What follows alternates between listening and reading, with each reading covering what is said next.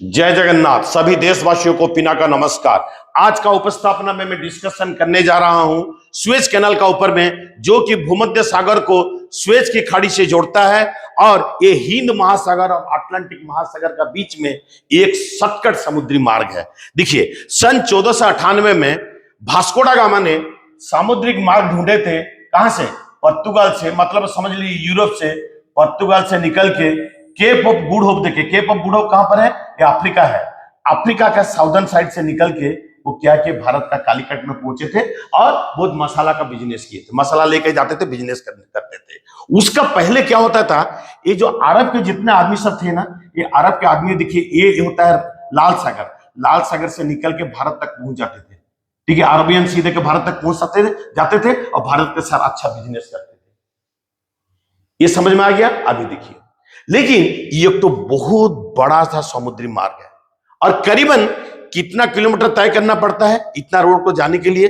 करीबन 19,800 किलोमीटर जाना पड़ेगा। अगर हम लोग लंदन से कहां तक जाएंगे? भारत तक आएंगे, केप ऑफ गुड होप देके। ठीक है, तो इसके लिए इतना ज्यादा डिस्टेंस था कि इसको कमी करने के लिए बहुत सोचा गया। क्या करने से ये डिस्टेंस बहुत घट जाएगा? एक रास्ता चुना गया। कैसे रास्ता? देखिए, ये देखिए, स्पेन और मोरक्को का बीच में स्ट्रेट ऑफ जिब्राल्टर है। स्ट्रेट ऑफ जिब्राल्टर, अगर यहां से निकल के यूरोप से, ठीक है, यहां से निकल के स्ट्रेट ऑफ जिब्राल्टर और ये वाला हो गया भूमध्य सागर, मेडिटेरियन सी, यहां से निकल के इस जगह में पहुंचते हैं हम लोग। इस जगह में क्या है? देखिए, इस जगह में क्या है? इस जगह में जैसे पहुंच गए, यहां से लेके यहां तक ये लैंड है। ठीक है, ये लैंड है। उसके बाद ये वाला आ जाता है गल्फ ऑफ सुएज। ये वाला क्या आ जाता है? देखिए, ये वाला आ जाता है गल्फ ऑफ सुएज। मैं आपको दिखा देता हूं। ये वाला आ जाता है गल्फ ऑफ सुएज, फिर रेड सी आ जाता है, फिर क्या आ जाता है? रेड सी, लाल सागर आ जाता है। ठीक है, आप लोग देखिए, अगर इसी जगह में आप लोग देख लीजिए, इसी जगह में अगर तो कैनाल को खोद देते हैं तो क्या हो गया? ये भूमध्य सागर से आके कैनाल दे के गल्फ ऑफ सुएज से हम लोग रेड सी तक पहुंच सकते हैं और रेड सी तक पहुंच के क्या होगा? रेड सी तक पहुंच के हम लोग इंडियन ओशन तक आ सकते हैं, अरबियन सी तक आ सकते हैं, बे ऑफ बंगाल या इंडियन ओशन तक हम लोग आ सकते हैं। तो कहां पर इसका रुकावट है? रुकावट है इजिप्ट में, जहां पर इस्थमुस ऑफ सुएज है। इसी जगह में एक तो कैनाल बनाने का जरूरत पड़ी है। क्या ये जो कैनाल, इस अगर कैनाल बनाया जाता है तो यहां से लेके यूरोप से लेके ये नॉर्थ अटलांटिक ओशन से, देखिए, यूरोप से लेके भारत महासागर तक पहुंचने में कितना किलोमीटर लगेगा? आ जाएगा डिस्टेंस कितना घट के कितना हो जाएगा? 11,600 किलोमीटर। तो क्या फायदा होगा? ये जो पानी का जहाज जाएगा उसका ईंधन की बचत होगी, इसके समय का बचत होगा, बहुत कम रेट में हम लोग को सामान सब मिलेगा और जो कम ईंधन खर्चे होने की वजह से पर्यावरण को ज्यादा क्षति पहुंचेगा नहीं। तो इसको बनाने के लिए कभी कोशिश किए थे क्या पुराना जमाने में? हाँ, कोशिश किया गया था। कब कोशिश किया गया था? देखिए, सुएज कैनाल बनाने के लिए कब कोशिश किया गया था, मैं आपको बताता हूं। थोड़ा सा सुएज कैनाल के बारे में बता देता हूं। ये जो सुएज कैनाल बना है ना, इसका लेंथ होता है 193.3 किलोमीटर आफ्टर एक्सपेंशन। अब उसका जो चौड़ाई है ना सुएज कैनाल का, उसका एवरेज चौड़ाई है 205 मीटर और उसका जो गहराई है वो 24 मीटर का गहराई है।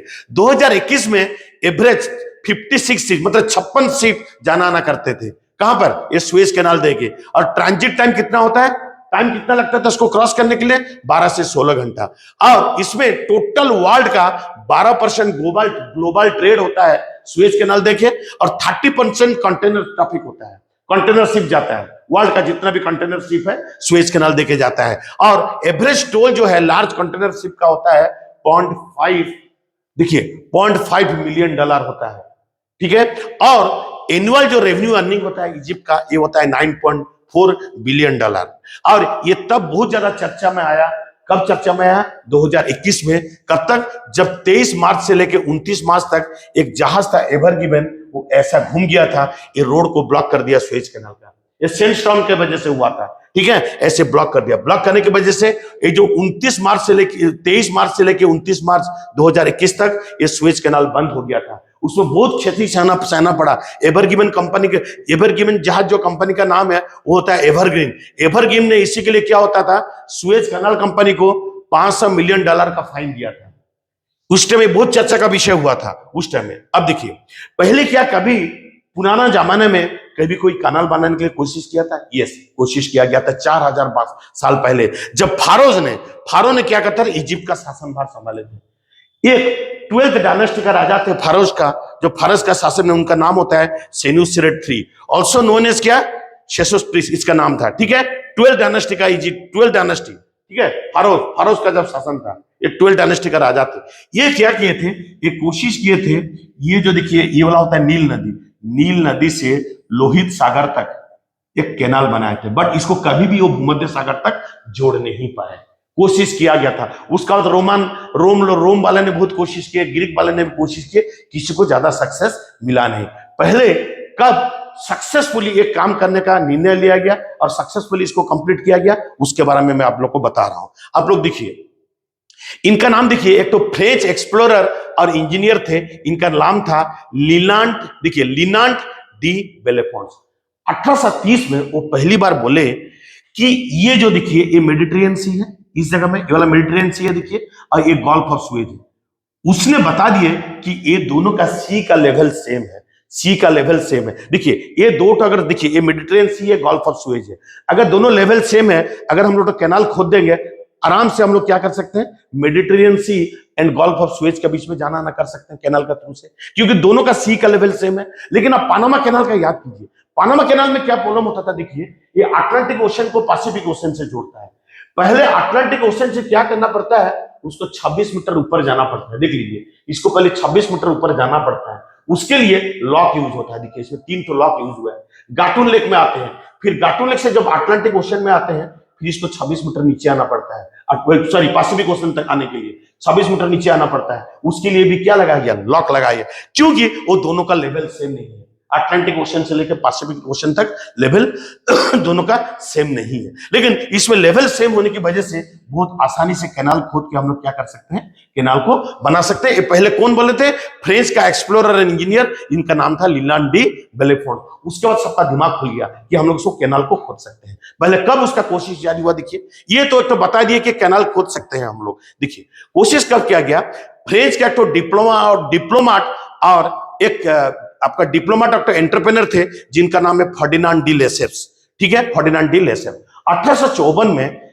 जब साइद पाशा ने इजिप्ट का शासनभार संभाला, साइद पाशा उस टाइम ऑटोमन एम्पायर था, ऑटोमन एम्पायर का अंडर में आता था इजिप्ट, लेकिन ये इंडिपेंडेंट शासक थे साइद पाशा। इनके साथ ये जो फर्डिनांड डी लेसेप्स फ्रेंच वाला है, फ्रेंच का डिप्लोमेट एंड एंटरप्रेन्योर है, इनके साथ बहुत अच्छा दोस्ती था। ये भी फ्रेंच का एक क्या था, डिप्लोमेट थे, जो कि इजिप्ट में रहते थे 1830 में, ठीक है।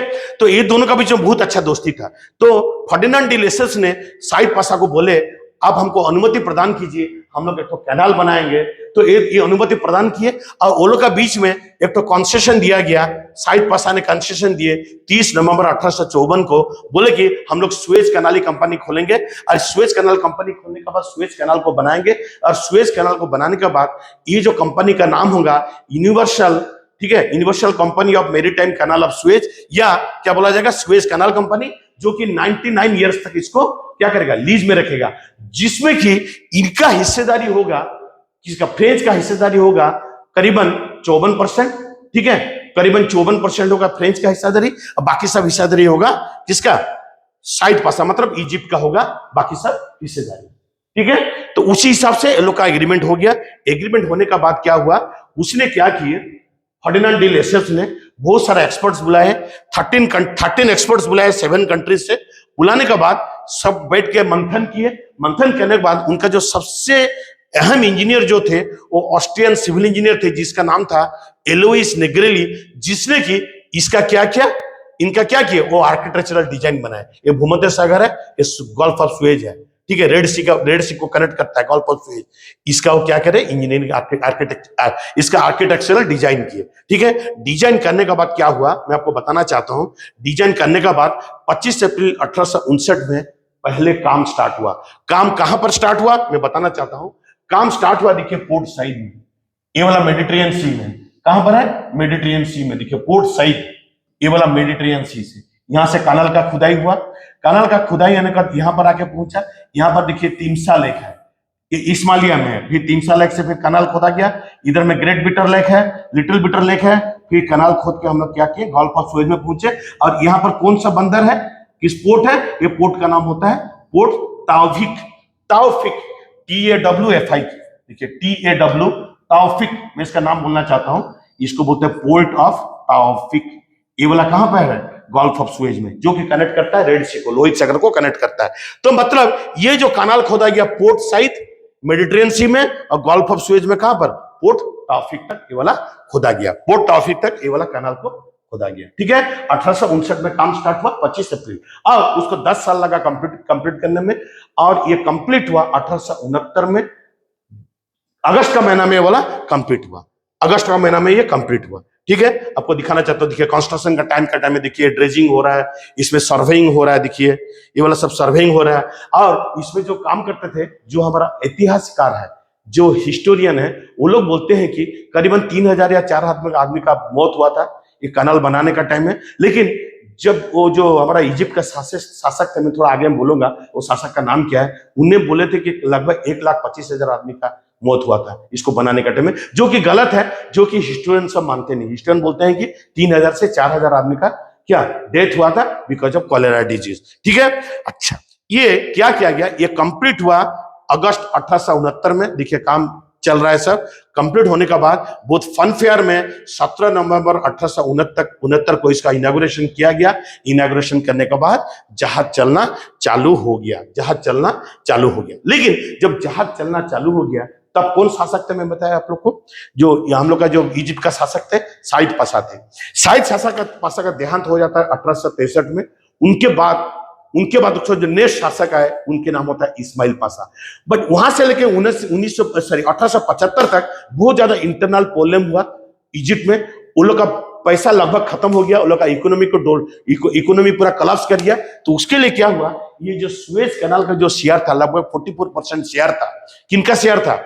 ये जो हमारा इजिप्ट का शेयर था, उसको ब्रिटिश को बेच दिए। जैसे ब्रिटिश को बेच दिए, ब्रिटिश तो आपको मतलब चारों तरफ साम्राज्य विस्तार कर रहा था, उसको एक बने बैठाए उसको लड्डू मिल गया खाने के लिए, तो तुरंत तो कूद पड़ा। जैसे वो 44% शेयर ले लिया, वो क्या किया, उसमें भी हक जमाना चालू कर दिया सुएज कैनाल के ऊपर में। फ्रेंच का तो 54% शेयर था, ठीक है, 54% शेयर था। ये 1875 में इसको भेज दिया। और इसमें क्या होता था, जो सुएज कैनाल का जो प्रॉफिट आता था ना, प्रॉफिट का 15% जो इजिप्ट को मिलता था, उसको क्या किया, फ्रेंच का एक तो बैंक को सौंप दिया इजिप्ट। तो इजिप्ट का हाथ में और कुछ रहा नहीं, सुएज कैनाल का कंट्रोल। अभी सुएज कैनाल का कंट्रोल किसका हाथ में आ गया?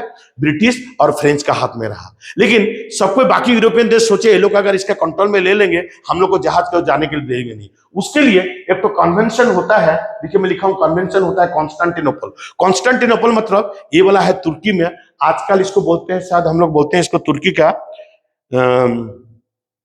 ये कॉन्स्टेंटिनोपल का नाम हम बाद में देख लीजिए आप लोग क्या है, बट इसको शायद हम लोग बोलते हैं तुर्की का एक जगह का नाम है, मैं नाम भूल जाता हूँ। एक कॉन्स्टेंटिनोपल में कन्वेंशन होता है जिसमें बोला जाता है कि एक तो न्यूट्रल जोन जाएगा सुएज कैनाल, उसमें सब कंट्री का जहाज जाना आना कर सकता है, न्यूट्रलिटी रहेगा। और जो रेट है, शिप का जो रेट है, जो उसका टोल मिलेगा, वो लगभग न्यूट्रल रहेगा, अलग अलग नहीं रहेगा डिफरेंट देश के लिए।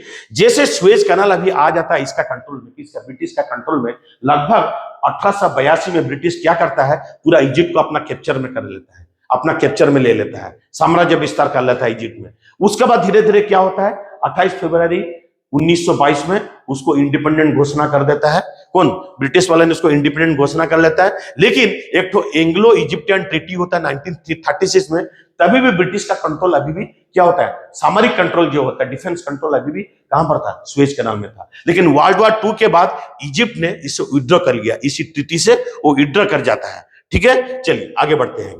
देखिए 1952 में इजिप्ट के एक देशभक्त थे, जो कि उसका जो सामरिक बाहिनी का ये तो बहुत बड़े सैन्य पदाधिकारी थे, उनका नाम होता है गमल अब्देल नासिर। उसने क्या किया, एक तो कूद से तख्ता पलट कर देता है 1952 में।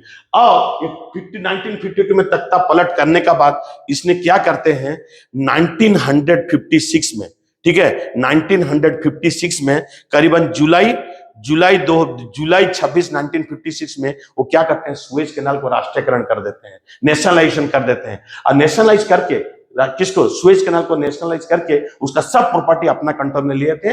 और कौन सा कंपनी वो खोले, सुएज कैनाल, देखिए मेरे अथॉरिटी, देखिए मेरे मतलब सुएज कैनाल अथॉरिटी कर दिए। अब बोले कि अभी ये सुएज कैनाल अथॉरिटी के ऊपर में पूरा कंट्रोल रहेगा और सब कंट्रोल रहेगा इजिप्ट के ऊपर में, इजिप्ट का रहेगा टोटल कंट्रोल। उसके बाद क्या होता है, फ्रांस, ब्रिटिश क्या करते हैं, उनका दिमाग घूम जाता है। वो लोग बोले कि हम लोग का कंट्रोल अभी चला गया। उसने क्या किया, इजराइल का साथ मिलके एक प्लान करते हैं। उसके तहत क्या करता है, इजराइल क्या करता है, 29 अक्टूबर क्या होता है, 29 अक्टूबर, ठीक है, 29 अक्टूबर 1956 में इजराइल क्या करता है, अटैक कर देता है। अटैक करता है कहां पर, क्यों अटैक करता है, क्या बोल के अटैक करता है कि इजिप्ट ने हम लोग का ये वाला रोड, देखिए यहां पर, देखिए जो हमारा जो इजराइल का जो सामुद्रिक कारोबार होता है, ये गल्फ ऑफ अकाबा दे के यहाँ पर एक तो है स्ट्रेट ऑफ तिरान, एक छोटा सा मार्ग है, इसको बोलते हैं स्ट्रेट ऑफ तिरान। तिरान से निकल के ये लोग समुद्री मार्ग में बिजनेस करते हैं, इस तरह पता है इंडियन ओशन तक। फिर क्या करते हैं, सुएज कैनाल दे के मेडिटेरियन सी दे के लोग कहां तक जाते हैं, यूरोप तक जाते हैं, अटलांटिक ओशन तक। तो ये क्या कहला, ये जो हमारे इजिप्ट वाले ने क्या हो गया, स्ट्रेट ऑफ तिरान में एक ब्लॉक लगा दिया ताकि इजराइल का कोई भी कारोबार सामुद्रिक मार्ग में हो ना पाए, इसको लगा दिए। उसका क्या क्या, इजराइल अटैक कर देता है, फ्रेंच और German, sorry French and British का साथ मिलकर 29 अक्टूबर 1956 अटैक करके क्या होता है, ब्रिटिश, फ्रेंच एंड जो हमारा इजराइल है पूरा इसको अपना कंट्रोल में ले लेता है। कंट्रोल में लेने के बाद क्या होता है, ये जो हमारे जो प्रेसिडेंट है, इनका नाम क्या बताया मैंने, इनका नाम क्या बताया था मैंने, देखिए गामल अब्दुल नासर। इसने यूएसए के साथ कॉन्टैक्ट करते हैं। यूएसए भी बहुत दबाव बनाता है, यूएन में बहुत ज्यादा दबाव बनाता है। अमेरिका वाला भी बहुत ज्यादा दबाव बनाते हैं, कहां पर, यूएन में। बनाने के बाद क्या होता है, ब्रिटिश, फ्रेंच एंड इजराइल फिर छोड़ के निकल जाता है बहुत आराम से। फिर उसके बाद सामुद्रिक मार्ग में कारोबार होना चालू हो जाता है। लेकिन क्या होता है, मैं आपको बताता हूं, एक तो 6 डेज वार हुआ था, जिसमें कि क्या क्या था, इजराइल ने अगेन क्या किया, वो जो 6 डेज वार था 5 जून से लेकर 10 जून 1967 में हुआ था, जहां पर इजराइल क्या क्या था, जोर्डन, सीरिया और इजिप्ट का कुछ कुछ एरिया को क्या करता है, कैप्चर कर लेता है। जैसे गोलान हाइट कैप्चर करता है सीरिया का, West Bank and east Jerusalem को कैप्चर करता है जोर्डन का, और सिनाई पेनिनसुला, देखिए सिनाई पेनिनसुला को भी ले लेता है अपने हाथ में। और ये जो है हमारा, देखिए ये वाला जो स्टेट ऑफ तिरान है, यहां से भगा के इजिप्ट वालों को वो पूरा एरिया को अपना कंट्रोल में ले लेता है, आराम से सामुद्रिक मार्ग में कारोबार करना चालू कर देता है।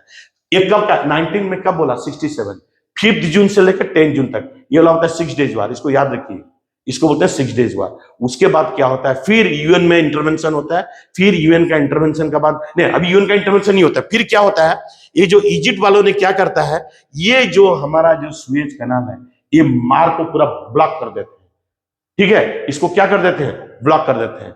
ब्लॉक करने के बाद क्या होता है, कोई भी कारोबार और हो नहीं पाता है। उसके बाद बहुत यूएन का इंटरवेंशन के बाद फिर क्या करता है, ये जो इजराइल अपना टोटल जो अपना जो सैन्य को क्या करता है, यहां से निकाल देता है, ठीक है, ये जो स्टेट ऑफ तिरान का पास से आपको निकाल देता है, उसका कंट्रोल को छोड़ देता है। उसके बाद क्या होता है, ये 1967 से बंद हो गया, याद कीजिए, सुएज कैनाल। फिर कब खोलता है सुएज कैनाल, मैं आपको बताना चाहता हूं।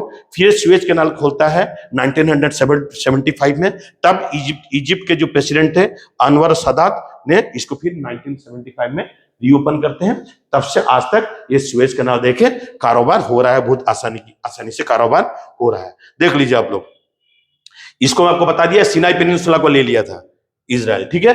अभी देखिए आराम से, अभी तब से 1975 से बहुत आराम से इसी सुएज कैनाल देके इंटरनेशनल व्यापार हो रहा है। तो आज सुएज कैनाल के बारे में जो मैं आप लोग को बताया, आप लोग को समझ में आया होगा, और आप लोग भी आपका क्वेश्चन का माध्यम से मेरा नॉलेज बढ़ाइए। मेरा नेक्स्ट वीडियो तक सबको इंतजार कीजिए। तब तक सब देशवासियों को पीना का नमस्कार और जय जगन्नाथ।